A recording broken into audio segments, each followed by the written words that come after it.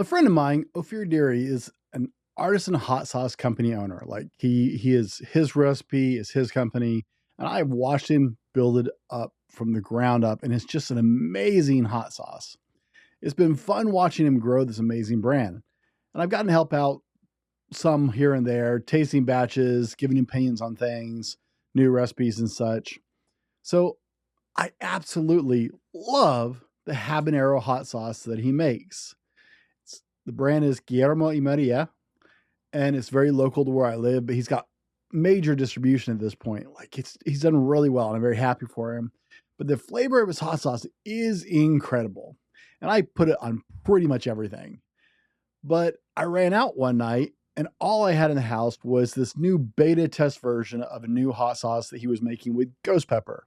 Wasn't available. I had a bottle, two or three other people had a bottle, but like didn't even have like it just had like the testing label on it.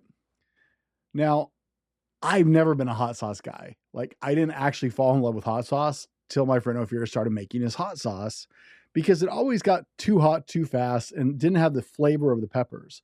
One of the amazing thing about his is the flavor of his hot sauce. It stays all the way through, right?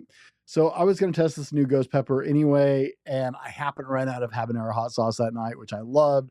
I thought, whatever, right? So I jumped up, went over and grabbed the bottle, and I never had ghost pepper. I didn't know anything about it. I knew it was supposed to be really hot, but it's like I douse everything in ghost pepper or in habanero hot sauce, right? I'm thinking, habanero, baby, right? No big deal. So I grabbed the ghost pepper bottle and just went down like all over my food, just like I would with the habanero. Now, like I said, had no gauge between ghost pepper and habanero, but I ate it just like it was habanero. So, it's like all over my food, right? No big deal. And I started eating it. Well, what some people don't know, if you're not a pepper person, you may not be aware that the different peppers have like more heat on the front end or on the back end. It might be hot up front and then not too bad in the back, or it might build over time. And that's what ghost pepper does, right? So it usually either has heat in the front or in the back, one or the other. And that's just how peppers work. Well, habanero is pretty hot up front and hot all the way down, but it's not real bad once you eat it. Ghost pepper, apparently it works a little differently. It's got an amazing flavor up front, but not a whole lot to worry about, right? No, not a whole lot of heat. So I was like, whew, okay, right? So I'm just chowing down this ghost pepper hot sauce. Like I said, it's in beta format. And all of a sudden it just starts building, right? And I'm getting warm just like I am now under these lights, but I'm getting warm. And I'm sitting there like it's starting to become uncomfortable, a little bit painful because I just been gobbling down huge amounts of this. And I feel this little hand reach over and set gently on my hand. I looked over at my little girl and she had the most compassionate look on her face. And she looked at me square in the eyes and said, "It's okay if you cry, Daddy." I said, "Baby, I'm not crying." And she looked at me deadpan in the face and said, "Your face is."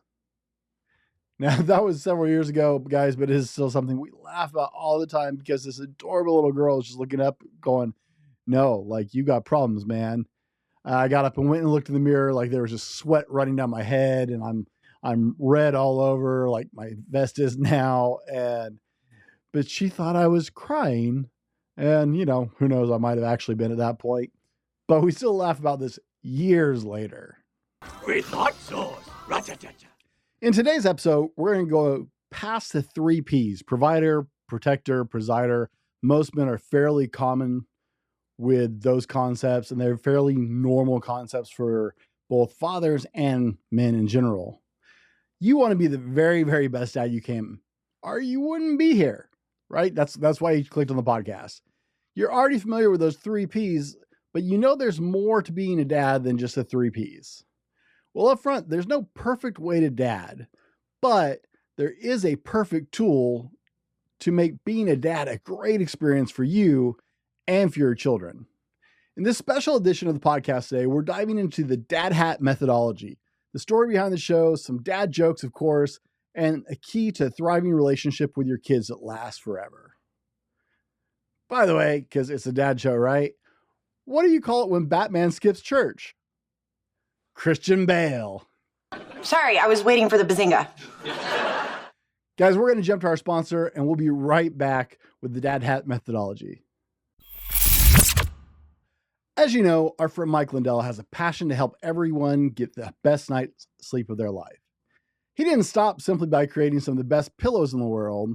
Mike created the best bed sheets ever. They look and feel great, which means an even better night's sleep, for me, which is crucial to my incredibly busy schedule, and I'm sure it is for yours as well. Mike is offering the best deal on Giza Dream bed sheets that he's ever offered.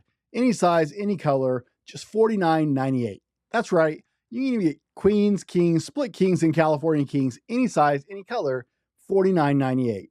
Order now because when they're gone, they're gone. Now, I've had a king bed my whole life, or ever since I became an adult, guys, and you can't get good sheets for $49.98. But guess what? These are the sheets I sleep on every single night personally, and I just ordered a couple more sets for myself because you can't beat this price on king sheets, much less amazing king sheets like the Giza Dream sheets.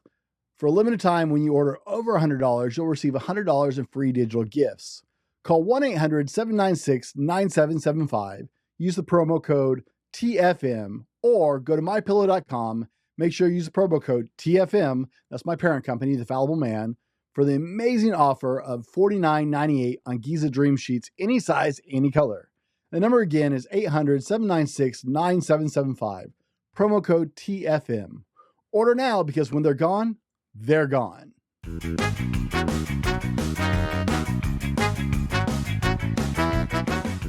Welcome to the Dad Hat Shenanigans podcast, the unfiltered truth about being a dad. Real dads, real stories, unfiltered candid conversations about fatherhood. I'm your host, Brent Dowling, and today we're having a special edition of the show. This is an interview-based show 99.999% of the time. However, as the show is still fairly young, I wanted to spend a little bit of time and just tell you guys where the Dad Hat methodology is, what the Dad Hat methodology is, where we're coming from, and why we're doing this show, so you understand what this is really about. Now, I have two girls. I have a 13-year-old and a 10-year-old, but I have worked with kids for over 20 years in youth ministry and as volunteer coach and other things. And I've spent a significant portion working around young people. And I am passionate about helping dads be better dads because I am on a journey as a dad, just like you are, to be the very best dad I can. Now, all my guests on the show have to wear a hat, thus the Dad Hat podcast. And if you normally listen to the audio version of the show, I highly recommend you jump onto the video today on YouTube or Rumble for this episode to make this even more relevant for you, because there's some visuals that help this make even more sense, but you will be able to get it out of this. It's a lot more entertaining on the visual today. Now, growing up, I moved a lot because my dad was a domestic missionary and we moved every couple of years. But because we moved a lot, I learned to be a little bit of a chameleon socially. I learned to adapt really, really quickly to fit in easily. So that way, when I got to a new place, I didn't stick out like a sore thumb because I didn't want to be the new kid. The new kid. It was really frustrating and a bit difficult and awkward socially to be the new kid over and over and over again. And we didn't move like towns, like we moved opposite sides of the country. And if you've ever lived around the country, you're going to find out that cultures from one area of the country to another, you might as well be in a different country, even in the US. Life in Missouri and Texas and that area of the country is very different than life out here in Washington State. I found that from Norfolk all the way out to California. It doesn't change. Everywhere is very different. Cultures are very different. And so I learned to adapt very, very quickly. I always looked at it kind of like a joker in a deck of cards. I learned that the Joker is actually one of the most powerful cards because it fills whatever the role is based on the hand that is dealt. So a Joker can be an ace or a 2. A Joker can be a 10 or a king. It doesn't matter. It fills whatever role you need to in your based on whatever hand is played. And so I learned to adjust somewhat like that. I kept who I was, but I learned to change the outside around and the habits and the way I talked to the point where my accent actually changes just talking to somebody because my accent is so fluid. So the first time I ever saw the painting, The Son of Man, I was absolutely enthralled. Now, you might not be familiar with this painting, or you might better know it as The Faceless Man in the Bowler Hat. If you're watching, I'll have it up on the screen so you guys can see it. It is a copyrighted work of art, but it's the man in a gray suit with a gray bowler hat with a green apple in his face. If you watch the movies, you've definitely seen it before. It was featured heavily in the Thomas Crown Affair, but it's been seen in several shows over the years. But I was always taken with this particular piece of art. When I became a father, I instantly identified with the painting even more as I realized that there are so many hats or roles that a dad has to fill in his life. Traditionally, we hear about the 3 or 4 P's of men, right? Which is provider, protector, presider, or in some cases procreator if you include the fourth one. And we talked about that at the very beginning. But this is a really broad stroke to fatherhood and being a man. And I don't necessarily think it covers everything.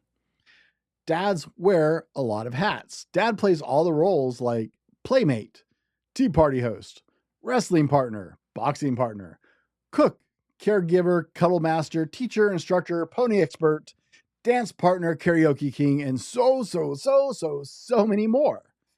So I got this hat that I wear for the show as an homage to the incredible variety of roles that dads fill over the course of their lifetime as you go with a kid from newborn till the time they are an adult themselves. And at the same time, it's bright red, which my wife thought was kind of ridiculous. And let's face it, if you've seen a picture of me, it is kind of ridiculous and over the top, but that's okay because I also wanted to be hard to hide. It stands out because I want dads to know that here in this community, they're seen. There's no Apple. You're not faceless. We see you out there doing your best to be a very great dad, and we absolutely love you for it. So this hat, this podcast is for you, and that's my dad hat story. Another dad joke for you guys. What's a shark's favorite saying? Man overboard! Yes, the dad jokes will just get worse the longer you're on this.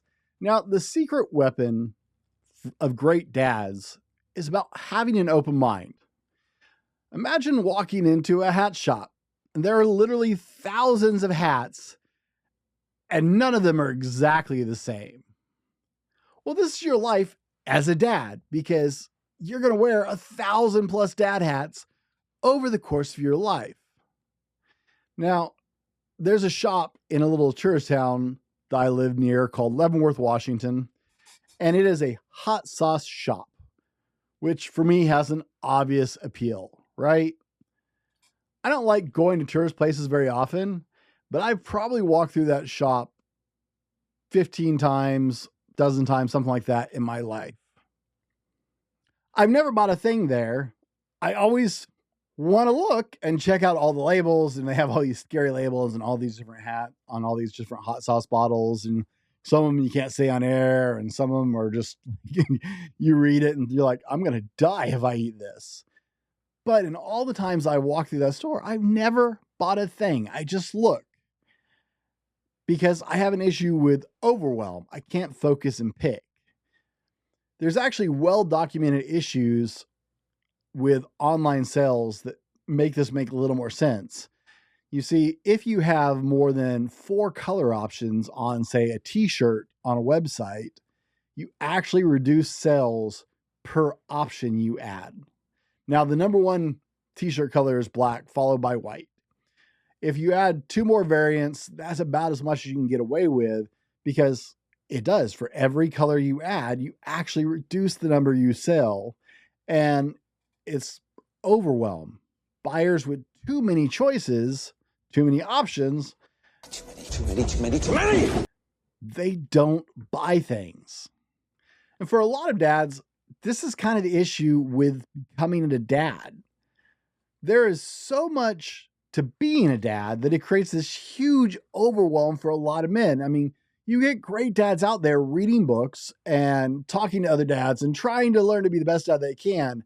But when they start to look at what is absolutely required of a father, a good father, then it's absolutely overwhelming. So we grab the utterly, absolutely necessary, essential hats, and that's it. We grab the provider hat, the security hat, right? I'm the guy taking care of everything, the rule setter, because you got to have discipline, and sometimes the coach, right? Because there are a lot of sports dads and they think that coaching their kids will be fun the first time, and some of them do and some of them don't. We kind of fall back into that 3P mentality. Well, that's the bare minimal. That's the utterly essential, but it's not a key to being a great dad. To be a great dad, you'll always have to embrace having an open mind. This is for dads that want to be like spectacular fathers. If you just want to phone it in, then you probably want to turn off the episode. But if you enjoy being a father, if you want to engage with your children, if you want to have deep bonds that last a lifetime, You're the best dad ever. well, then this is for you. This is your show. This is difficult because we have a built-in belief that the way we do things, like, is part of our identity. This is what we do. This is why we do things. Rules and boundaries are how we organize our lives and how we feel like we've protected our kids. We have to stop saying no instantly and start saying, let me think about it, and being a little more open-minded. Now, I'm not telling you to let your kids run loose. By all means, no. But you have to start saying, let me think about it, because we're going to jump into the boundary ballet. Why? Because I'm a girl dad and I get to make up the names on my own show. So we're going to call it the boundary ballet, because it is like a symphony with a lot more action. As fathers, we tend to strike that balance between firm limits and trusted freedom as their needs grow, evolve, and shift, and as they get older. Knowing when to hold on tight, when to let go. But we also have to explore why we have our rules and boundaries, because they don't always hold up to scrutiny. But let me explain. Hellmann's mayonnaise. You've probably heard of it or seen Hellmann's mayonnaise at the grocery store. You may even use it yourself in your own household. But I buy Hellmann's mayonnaise. I'm 45 years old, and my whole life, my whole adult life, as I've had to buy groceries, I bought Hellmann's mayonnaise. Why? Well, because my grandmother bought Hellmann's mayonnaise, and my mom bought Hellmann's mayonnaise. And because they've always bought Hellmann's mayonnaise, and that's what I ate my whole life, because these people I absolutely trust, bought Hellmann's mayonnaise, I buy Hellmann's mayonnaise. I have no idea why they bought it. But why? But they did. So I buy Hellmann's mayonnaise. Likewise, I eat Jif creamy peanut butter. My mom bought it, even though she didn't like it. Turns out she liked Chunky Skippy or something like that. But my dad preferred Jif creamy peanut butter. I don't know why my dad preferred Jif creamy peanut butter, and my mom didn't care enough to actually fight with him, so she bought Jif creamy peanut butter. So I grew up eating Jif creamy peanut butter sandwiches all the time. In fact, it's pretty much what I ate from about 4th grade till I graduated high school for lunch every single day. Peanut butter on bread. I didn't want the jelly. It made it soggy. I just wanted Jif creamy peanut butter on 2 slices of white Wonder bread. Why? Because that's what I've always had and what I always ate. You see, it's not the best peanut butter. I know that because I've experimented with other peanut butters since I got older, and I don't like all the crap they put in Jif. I think it's not healthy. But I always bought it up until I decided it was unhealthy for me, even though it wasn't the best peanut butter. But now I know that. I don't know if Hellmann's is the best mayonnaise, but it's still what I buy because I've always bought it. I've experimented with this idea for years and years, guys. It's not something that's a new concept for me. In fact, I have been playing with this and doing experiments with this in my own life for years, and I've done it with my friends as well. You do a lot of things in your life, and you have no idea why you actually do it. But why? the majority of people, not just you, not just me, the majority of people, I can say that very safely. I know generalizations are usually bad, but I can say very safely the majority of people, and likely you as well, do many things in your life on autopilot without actually knowing why you do it. You do it because you've always done it. You do it because someone of great significance to you and with great influence on your life has always done it. And so when you're raising your kids in their constantly evolving needs, you identify, these are the way I do things, and I just do it because that's what I've always done. That's safe. That works. It worked for me, right? These are beliefs we have about raising our kids and about doing things based on our own experiences, but it doesn't mean that they're correct. And we have to start being more open-minded about a lot of these things that we do on autopilot. When raising your kids in this constantly evolving life of theirs, you need to identify the absolute non-negotiables in your life.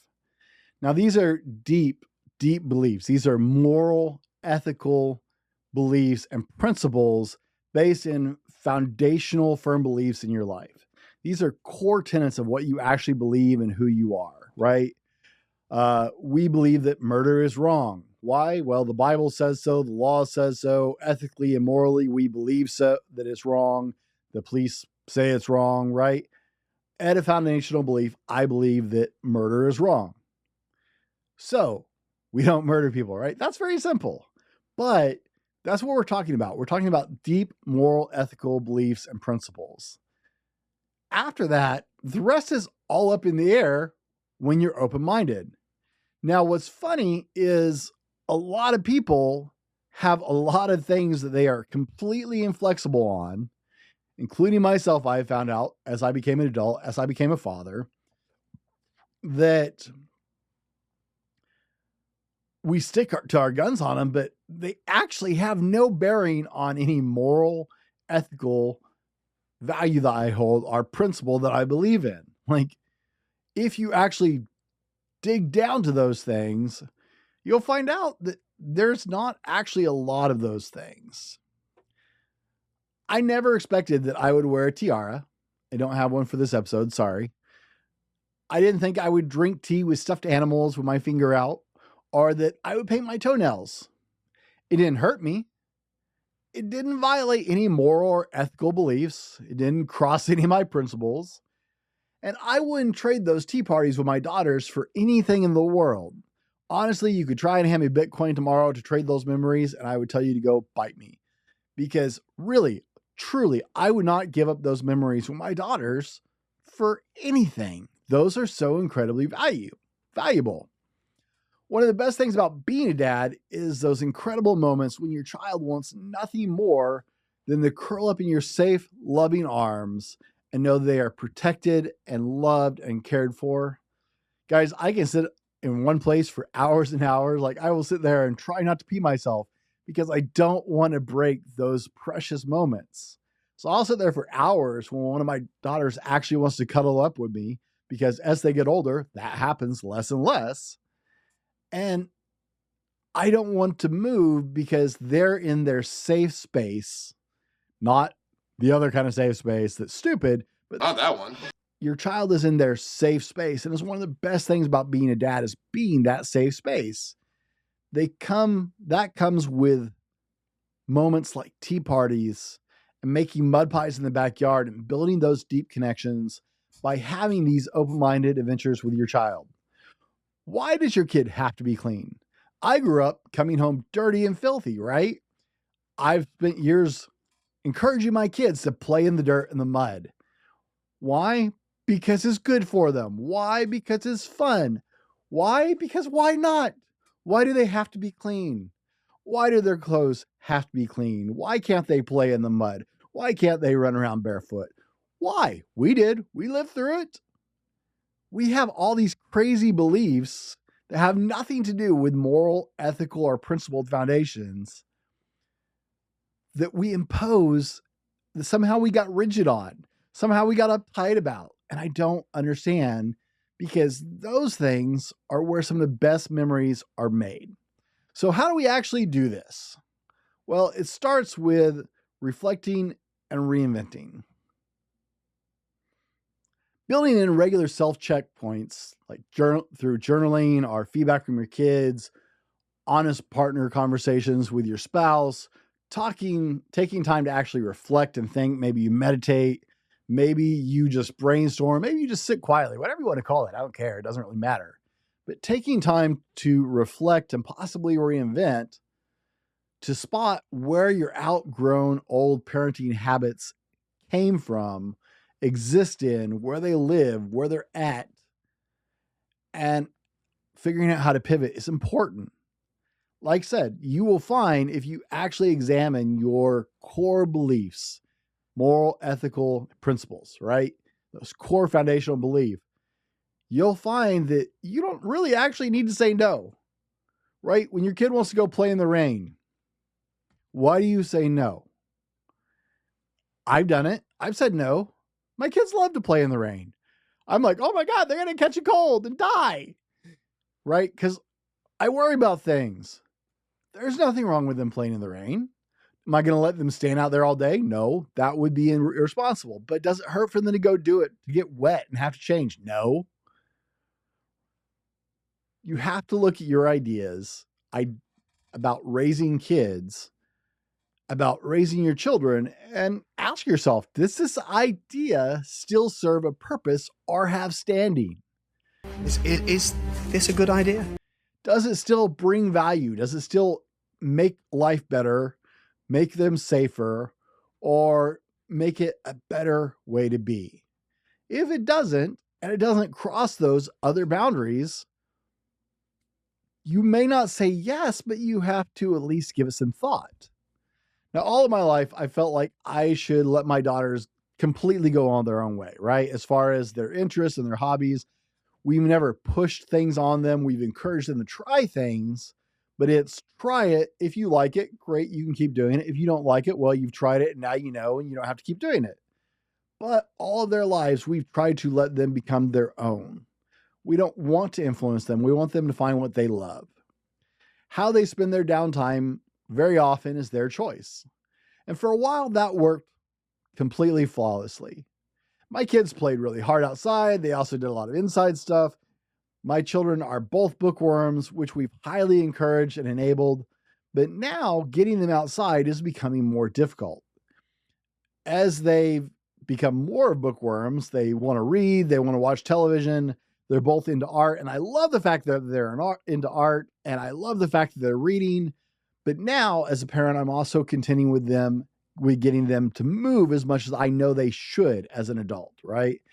I have a background in personal training and health, and I know that they're not as active as they should be. So now I'm having to look at this idea of just letting my children kind of find what they're interested in and actually parenting, because I have principles that say I want them to be healthy and I need to do everything I can to make sure they stay healthy. So as life evolves, you have to reflect and sometimes reinvent or just pivot. I have been exploring reinventing my beliefs on them just doing their own thing. And it's because I have this principle of I believe in health, and that standing of the idea of letting them totally control their own downtime at this point is now starting to have to be pivoted, at least, if not reinvented, because we have to explore that they need to be moving more than they're moving. Because as an adult, I know that's important. That's foundational. That's pivotal in their lives for their later life, right? As an adult, as a parent, I'm always questioning and reinventing. Now, I've had some things I really struggle with reinventing on, right? I've had some things where I'm just like, no. And we do that as dads because our first impulse is to protect our child. And kudos to you, Dad. Please protect your children. But you have to weigh, am I protecting them? Am I being overprotective? Is this actually healthy for them? I've been seeing a trend online where people are starting to let their kids at younger ages go in and order fast food by themselves and come back out and bring it out for the family, right? Or run in the store. Things I did as a child or as a young person, my dad sent me in to pay for gas all the time or to run in the store and get this, or right. at my daughter's ages, I was doing all kinds of things like that. And I started realizing I wasn't having my kids do that. Why? Overprotective. Overprotective. Are they capable? Yes. Can they do it? Yes. Should I be having them do it? Yes. But I have to reconsider, reflect. Am I stopping them from doing these things out of my own fear and concern, or because I'm actually protecting them? There is a difference, and it's really hard as a dad sometimes. Which moves us into open-minded coupled with a growth mindset, because it really needs to, you got to start with open-minded to be a great dad, and then you got to move into that growth mindset to take that next step. You see, being open-minded means that you can question your beliefs and ideas and be open to doing and exploring other possibilities as life evolves, because you realize that it may not be perfect. You realize you may not have had it right. You realize you may have need to reconsider some things. You also have to reconsider things at different ages and different stages in their life, right? That's open-minded. A lot of people confuse open-minded and growth mindset, Dad. So guess what? It's not the same thing, but you need both. You definitely need both. Because being that open-minded opens you up to be able to have a growth mindset more effectively. When you couple that growth mindset in, you're open to the possibilities of endless hats. The hats in the store aren't scary, they're possibilities. Growing alongside your kids by picking up new skills together, like maybe your kids in the computer, so you take up coding or cooking.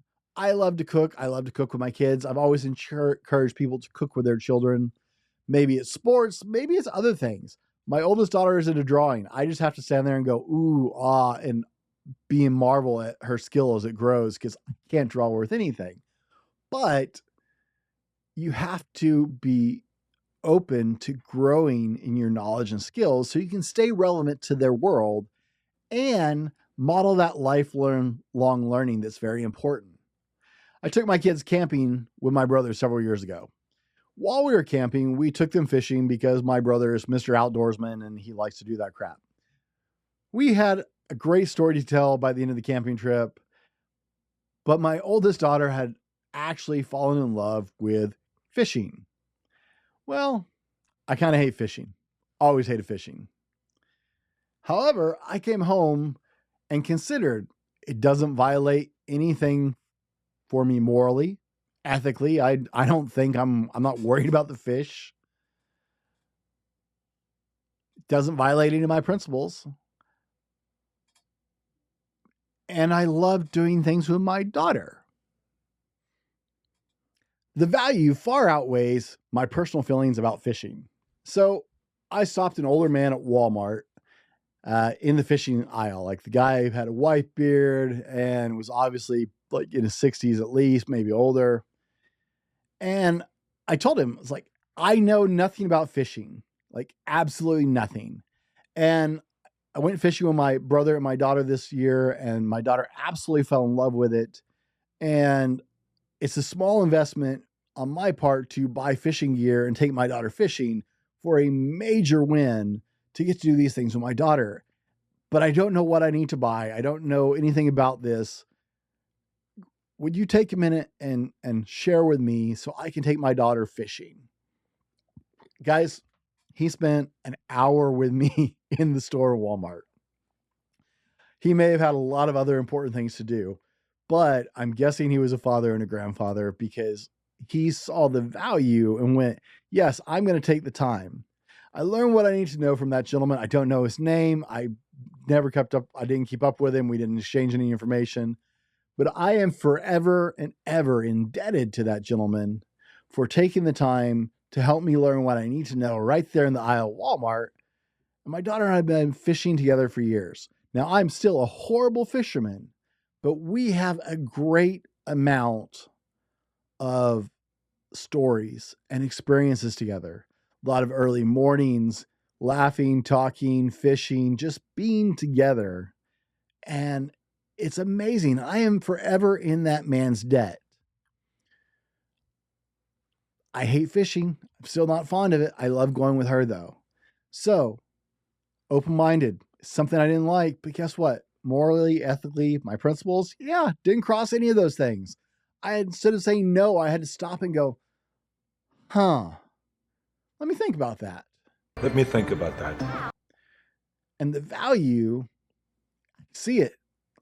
And so I learned what I needed to learn to at least go fishing. I don't have to be good at it, but I learned what I needed to learn to go fishing with her and have those experiences. Now, I know fishing seems like a really simple example, but the important part is if you're open to the possibility and embrace the fact that you're capable of learning whatever you need to, as long as you're willing to do the work, then you'll be able to keep changing hats to grow with your kids throughout their entire journey. Dad joke for you. What do you call the security guards for Samsung?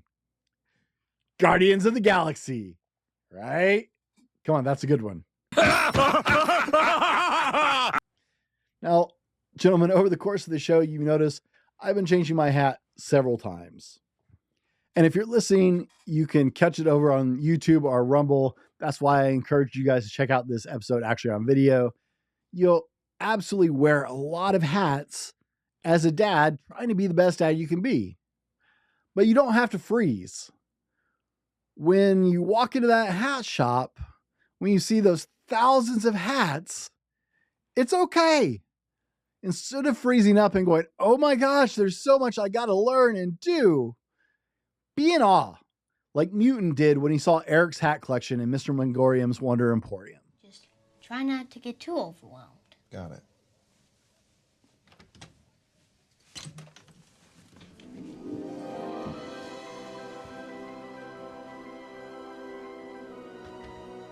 Oh, Mom. Pretty neat, huh? Eric, when you said a lot, I was expecting like 20. Oh, no. I have more than that. You wear all these? Sure. How good would they be if I didn't wear them? Wow. See all the wondrous possibilities of how you get to serve and love your children. The hat collection will be massive. The tales and the connections with your children will span miles and years of your lifetime and theirs. Don't limit yourself to 3 Ps. Open your mind to the possibilities and set boundaries that actually matter. But don't be rigid for insignificant reasons. We have a lot of snap reactions. You got to let go of those and open up your mind to a different possibility. If there's not a legitimate reason to say no, you at least have to consider it. And you're still going to say no to some things. Let me think about that. But you at least have to be open-minded enough to give it a possible thought. Reflect and question your ideas and beliefs regularly and embrace growth alongside your children. You'll have a thriving relationship with your kids for the rest of their lives. I know a couple who recently bought a trampoline for Christmas for their kids. They set it up in their living room because it was December, right? And so they set it up in the middle of their living room until it started getting warm outside. When I was asking the husband about it, he said, well, why not? What's wrong with living in the living room? We can sit on it to watch television. The kids can sleep on it. They think it's great. And it's a whole lot better than the kids losing their joy and enthusiasm over their great Christmas present over not being able to use it for months because no kid wants to stare at a box. It was a radical idea. Like, you should have seen some of the reactions on Facebook. A lot of parents were like, whoa, that's a cool idea. And I guarantee 99% of them never would have done it in their lives. It got a lot of feedback when they put it back on. But what's wrong with it? I had a 2-story castle in my living room for years. What's wrong with it? What's wrong with living in your living room? Was it a bad idea? Was it a good idea? It doesn't really matter. What mattered was we had memories, we had experiences, we had incredible connections because it was a different idea. My friend and his trampoline, I'm in awe, dude. If I have short ceilings, otherwise I would totally do that. You jump on a trampoline in my house, you're going to kill yourself because I have short ceilings. But they have these giant 20-foot vaulted ceilings. So their boys are little, they can't jump that high. And the experiences, those memories, those boys will love that for a lifetime. I promise that, because they questioned, did it violate our morals, our ethics? Did it cross our principles? Maybe we should think about this. So, gentlemen, if you're struggling with the connections in your life that matter, with those meaningful, deep connections with people who truly matter in your life, then message me directly on Instagram. You can find me Dad Hat Shenanigans, at Dad Hat Shenanigans. Yeah. Sorry, too many addresses. Or go to my website, which is even simpler, purposedrivenmen.com. There's a bubble down in the corner of my website. I love this thing. It's a video bubble. You click on it, and guess what? You can send me a text message. You can send me an audio message. You can send me a video message. I'm very easy to reach, guys. My Relationship Titans coaching program may be perfect for your needs to help you connect with those people that matter in your life again, whether that's your wife or whether that's your children or whether that's all of the above. Sometimes in life, we get too far ahead of ourselves trying to provide for our family, and we lose some of those valuable connections. If it's not right for you after our conversation, and it might not be, then I'll point you towards one of the other coaches I know, because I know several that might be a good fit for you. If I know somebody in that network, I'll try and find you the right way to go. I challenge you, when your kids want to do something different, like just totally different with them, right? They hit you with this totally out of the normal idea, and you're like, Dad, can we do this? Before you say no, principles, ethics, morals. Is it actually detrimental? Is it actually a problem? Or is it just outside of your comfort zone and outside of the norm? I challenge you to do this. Physically mime changing your hat and putting on your dad hat, and see how fast your mind follows with it. Curious to hear what you have to say about it. Be sure and send me a comment, send me a note. Let me know how that goes for you. Thanks for joining us today on the Dad Hat Shenanigans podcast, a community of dads navigating life's challenges together. Until next time, laugh, learn, and live the dad life.